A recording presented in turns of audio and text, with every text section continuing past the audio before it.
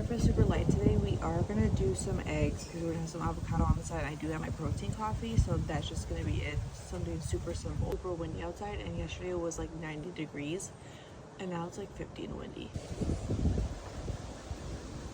Windy. My system here just to see how my zone levels were doing because it's super windy outside. So I got it hot. I have 18% fuel level. I love that feature on this Blackstone.